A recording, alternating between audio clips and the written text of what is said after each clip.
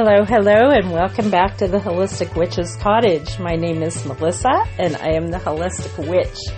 And today is Christmas Eve at the time of the recording, and we're going to talk about how things are connected and a little witch of a witch as you wish, which seems to be my mantra, which is spreading across social media, which is cool. I like it. So what's your Christmas looking like, podcast peeps? Are you celebrating Christmas, or is it just an annoyance in your life because you have completely dropped those traditions and moved on to more Yuletide and pagan traditions? I've mentioned before we do a blend of both here. But I have to say I'm not really feeling Christmas this year. I'm sitting in the living room. I see the tree in front of me. I'm not sure. It's just not really doing it for me. Maybe it's the weather this morning. There is a storm on the horizon, some kind of wintry, sleety mix. It's very windy out. So today's podcast, just going to talk a little bit about the holidays, maybe touch on a hint of shadow work, and we'll end with a ghost of Christmas past, present, and future tarot spread. Okay? Just for entertainment purposes and maybe a little education as well, because that's where I focus in the wonderful world of card reading. So as far as the holidays, this morning I've got dark roast in the cup with some sweetener and creamer, cloves, and a little bit of vanilla, because I felt like I needed some grounding. I think my body is telling me, Miss Melissa, you had enough of the Yuletime celebration. I made that big chocolate Yule log. I think I was primarily the only person in the house that ate that, and I generally don't eat much for sweets, and I can't even remember the last time I had chocolate frosting from, store-bought kind, Pillsbury kind, from a container. When Chris was younger, pre-diabetes, he was a dancer, and I would take him to dance class, dance lessons, and our treat afterwards was we would share frosting. And then COVID hit, and Chris got sick. Chris was diagnosed with type 1 juvenile diabetes, and I'm not sure if I have had store-bought frosting in this house since that time, so it's been 5 years. The Yule log was tasty. I did break it in the roll. Chris chose a dark fudge cake mix because I said I was going to introduce the easiest one. I should have made my own cake from scratch. I know that, but I wanted to do the easiest recipe I could find, and we did use a box mix. It did break in the roll-up, but chocolate frosting is wonderful spackle, so I thought the pictures looked kind of cute, and I decorated it with thyme sprigs from the garden here at the cottage. So I thought that looked cute. I ate too much of it. Whether my joints are aching from sugar inflammation or the upcoming storm, I'm not exactly sure. I will work on that later. I also put out a little post about the bikes of Christmas past, present, and future. I didn't realize that so many of the bikes that I have owned in my own life, my bikes, not the bikes for the kids, have been blue. My first real two-wheel bike with training wheels, which I wasn't allowed to use because they were for sissies. Thanks, Dad, for that. Was blue and had one of those cute wicker daisy baskets on the front. So we jumped to Christmas present, and I bought myself an electric trike. I've been posting about it. I bumped into my neighbor briefly yesterday, and she rolled her eyes and reminded me again of how stupid I am, which is always fun. I don't know why she swears at me a lot. I don't know why you needed to get that blankety thing, but I'm excited because I used to love to ride. I've had, of my own bikes, I've probably had 5 or 6 in my lifetime, and I absolutely love to ride, and that's something that we have gotten away from. Chris is not a bike rider. Chris has had bikes. We had grand plans of taking bikes up to the Pennsylvania Grand Canyon. Hubby and I enjoy biking. We were going to bike it. Chris could bike it. We had a trailer that we would pull. We'd have all the camping gear. Chris has never been a biker. He never caught on to it. He can ride a bike. He just hates it. So that kind of ended that for me. But Chris is 18 now and hopefully going to get on with his own life. And we have a rummage sale bike that I bought for Chris maybe 2 or 3 years ago at a church rummage sale down the street. I got it for $10. It was in really good shape. Know the owners. He's a mechanic, so I assume it was well cared for. Turns out the wife only rode it like twice, and it was in the garage forever. It's nice. It's a 3-speed. But where we live, I described it in a social media post. I typed a capital V. Our main street is at the bottom of the V, and this town is built like on V. So we live at the top of the V. So we don't get anywhere without going down and coming back up very steep hills in this area. We have a lovely rails to trail. I love it, but again, I have to travel down and then back up a very steep hill to get there. So I saved up and I found a wonderful, wonderful deal and got myself a Moon Cool electric assist trike. I've been on it now. Little scoot around the neighborhood, and it's so awesome to be able to ride again and not have hip and knee pain, as unfortunately as you get older these things can happen.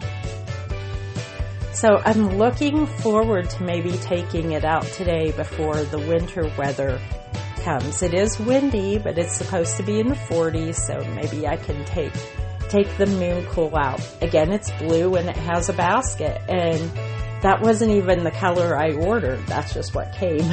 So I guess it was meant to be.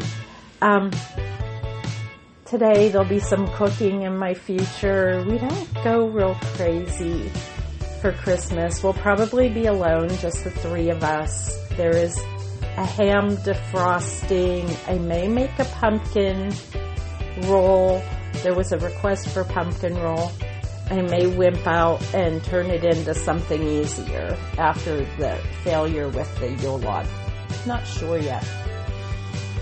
I have carrots to peel and roast, and it's feeling like a very orange holiday because we have sweet potatoes, carrots, pumpkin. So we'll see where that goes from that. In my mom's heritage, Eastern European heritage, when Mom went back to church and got back into Eastern Catholicism, Christmas Eve is a strict fast day. So for quite a while, like, we weren't allowed to eat on Christmas Eve, or we were allowed to have like a broth soup with maybe a little bit of lentils in it. Weirdness of Ghost of Christmas Past, that still nags at me today, like, you should not be eating today. But I did make some rice last night, and I'll make some beans later, and I'm sure I'll make some kind of meat for the boys. I don't eat much of it anymore, to be honest. So that's enough of rambling on about what's happening here. In about an hour, I am scheduled to do a yoga and time live that will be sip and flow, and that will also go into a little bit of the ghosts of Christmas past, present, and future. So I said we might touch on a little bit of shadow work. I think we'll do that with the tarot reading. So I live in Pennsylvania. There's funny rules about readings here. There's still old legislation on the books about fortune telling. I'm just putting it out there that I don't do readings for profit of any kind. I occasionally do readings on social media. I am a teacher, so I occasionally do readings from an educational purpose and entertainment purpose.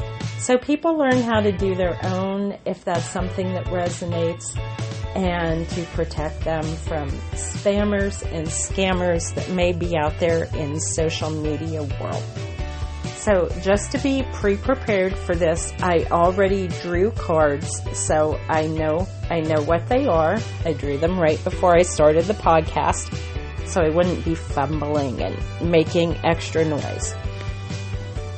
I'll reveal the card, and then I have a book. I got it at a used book store somewhere. It's called The Essential Book of Tarot.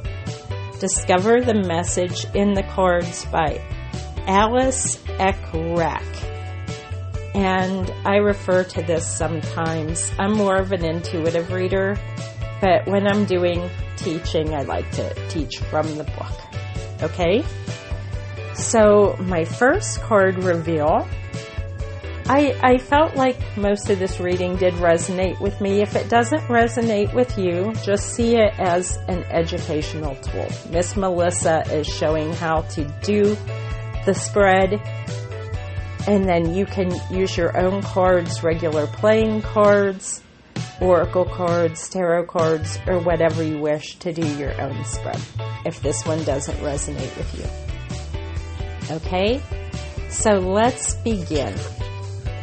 Now, some people cast circle and do candles and the whole thing before tarot.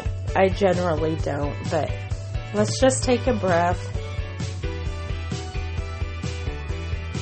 I call upon protection so nothing yucky wanders through, and as I call upon protection, I hear the jingle jangle of Momo the Wonder Dog. So let's see if I can start this without being interrupted. Probably not. So good morning, Momo. I was going to do a tarot reading for the podcast peeps, but it looks like you need to visit outside. So my friends, I'm going to pause. Momo says jingle jangle jangle hello, and I'll be right back and we'll do this reading. So I am back. Momo's back in, tucked under a blanket. He is nearby, so you may hear him in the background.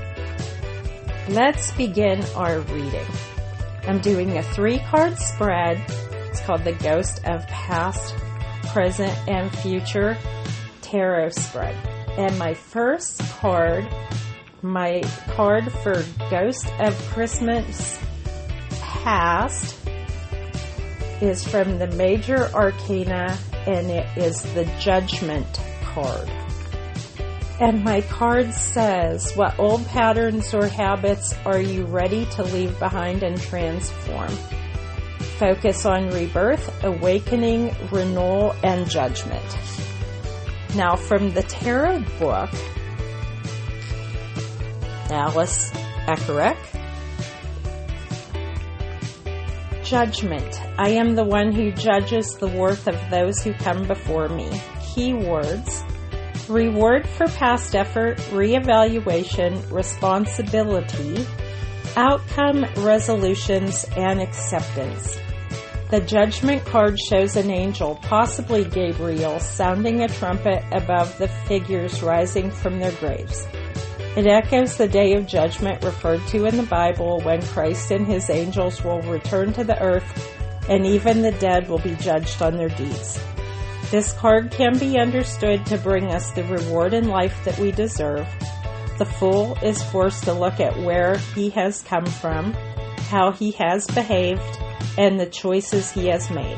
It marks a point at which we must reevaluate our lives.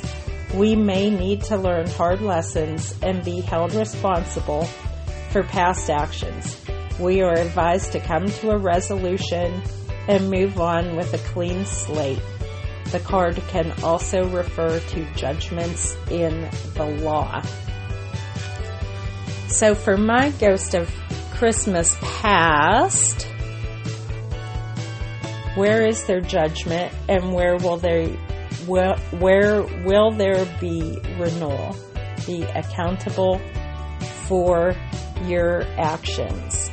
So if you want to delve into some shadow work, close your eyes.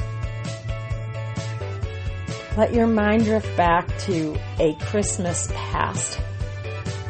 You can choose how far back to go. Pretend you're glancing in a window like we've seen in the movie The Christmas Carol, where spin-offs of that story in almost every pop culture show. I'm listening to a Star Trek podcast, and they even went into the Ghost of Christmas Past, Present, and Future, sort of. So it pops up everywhere. Glancing in the window, what do you see? Now, I'm not asking you to judge yourself harshly, but if you see anything that you're uncomfortable with, can you let it go? And if you can, how do you choose to let it go? How do you find your rebirth, awakening, renewal from that time of Christmas past? We aren't in a time travel machine, so let's come back to the present and see what's next. So for my present card, and I do have to say this did resonate with me, I pulled the Queen of Pentacles.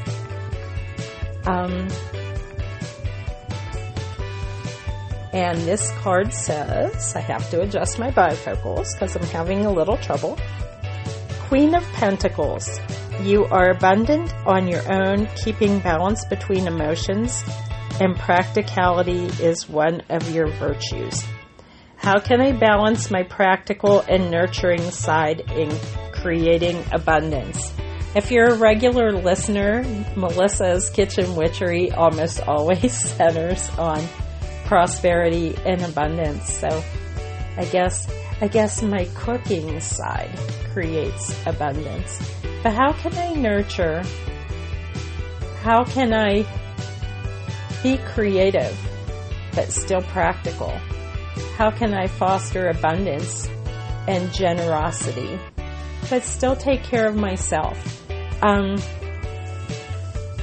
almost probably an empty nester, and I went from being the student who was expected to we used to get numeral grades on our report cards, so if I didn't get all hundreds, or at least, this is really weird because my mom had a thing about the number 99. So if I got hundreds on my report card, it was good. If I got 99s, it was bad because that was some kind of OCD trigger for her. If I got 98s, it was okay. But if I got anything lower than that, I was trash. So sometimes, to go back into Ghost of Christmas Past, sometimes I look back on those things and, I went from having to be the super student, achieving perfection for my mother,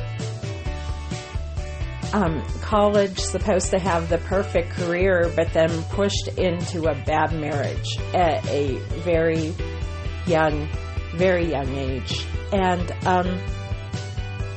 And then Mother afterwards, and now, it's that time, maybe it's my time again to take a little more care of me and not meet everyone else's needs. Maybe that's why I spent too much money on a ridiculous electric assisted bike.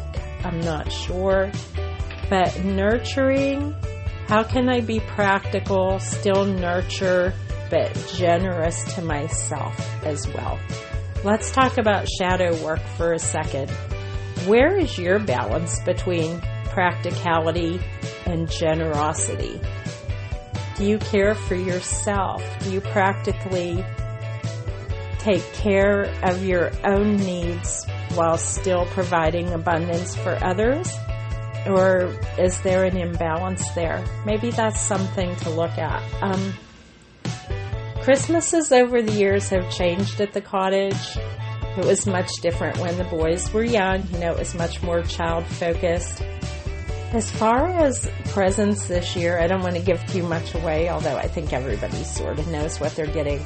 We really focused on food gifts this year. We're all sort of heavily into the coffee thing. And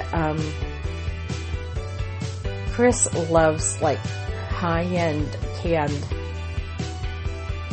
spicy jams and pickled vegetables and from farmers markets. So I would say that's abundance, but practicality, but not so much on the creative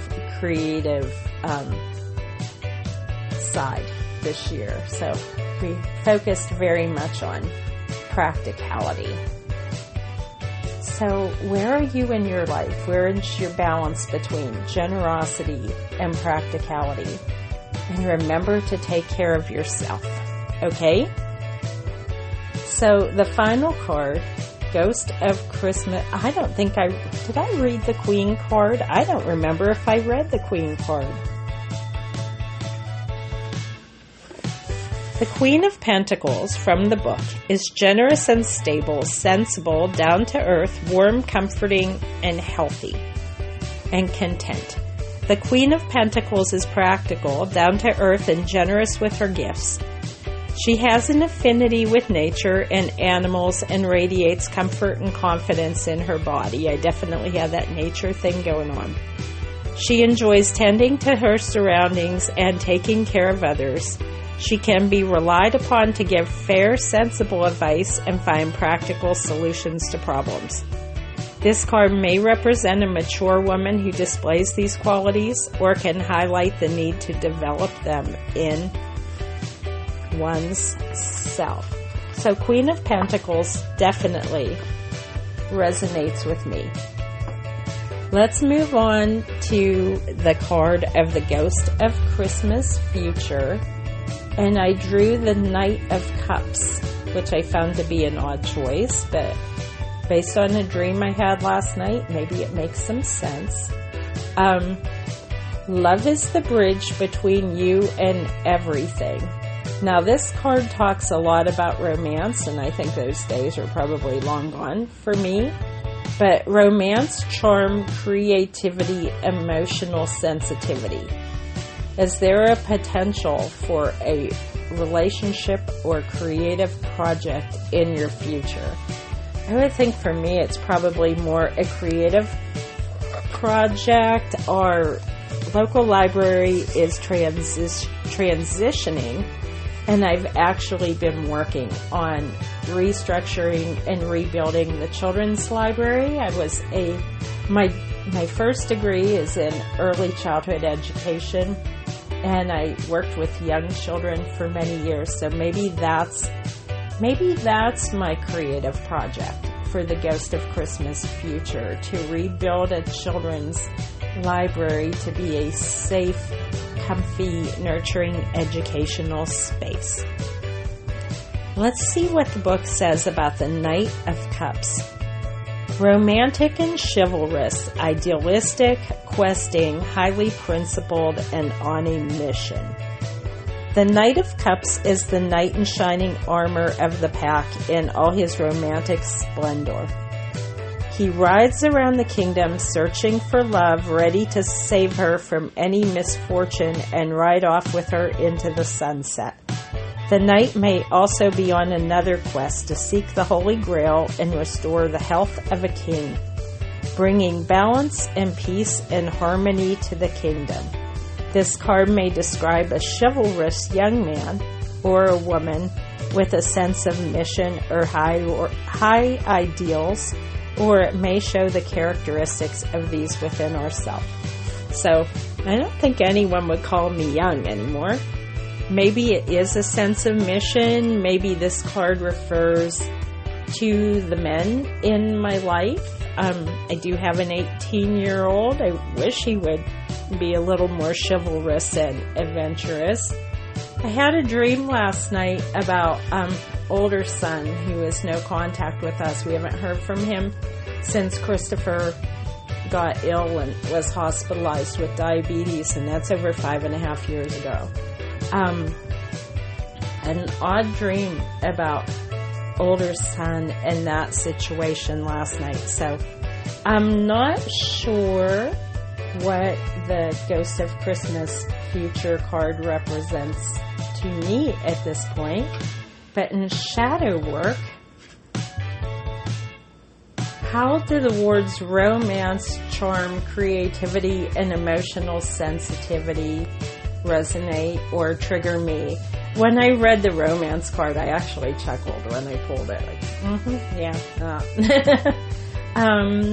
My husband and I have a wonderful relationship. We've been together many years, but, due to health problems and such, I don't want to give too much information, but, we're not 20 anymore, but we have fun. We went out for coffee the other day. We still have fun, but, we have a more older, mature relationship now. Charm and creativity, emotional sensitivity. Is there potential for relationship or a creative project? And your own shadow work, how does that look? Is there a project you've been putting off that maybe this is the year, or something you want to explore? I guess romance doesn't have to be of like the sappy movie kind of romance. It can be maybe like my romance, my love of bike riding. Maybe I'm restarting my love of bike riding and maybe sharing that with others. I'm not sure. I'm not sure what it means for me. Are you sure what it means for you? But that is today's tarot spread. So I hope you enjoyed that. That was for entertainment and a little bit of educational benefit. I have much to do on this Christmas Eve. I may check in again on Christmas just to say hello. If you're spending the holidays alone and having a tough time, we all have weird work schedules. I spend a lot of time alone here at the cottage, so I check in on social media often. If you're struggling and need someone to talk to, I'm usually around, so don't be afraid to reach out. Even if you can't message me because of the weird settings, leave me a text on the page and I can try to contact you if you need someone to reach out to. You can also email me at theholisticwitch@gmail.com.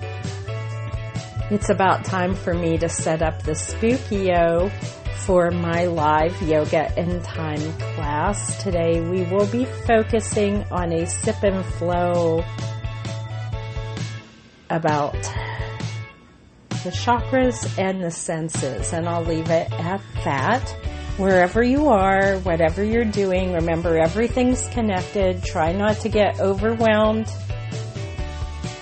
It's okay to be who you are, which as you wish. One more thing on that. If you're going to be in large holiday groups and you are in the BC or you are a new broom in the BC, you do not have to overshare your witchy journey. Be safe, be comfortable, be confident, and remember everything's connected, which as you wish. Happy holidays. Merry Christmas if you're celebrating. And bye-bye.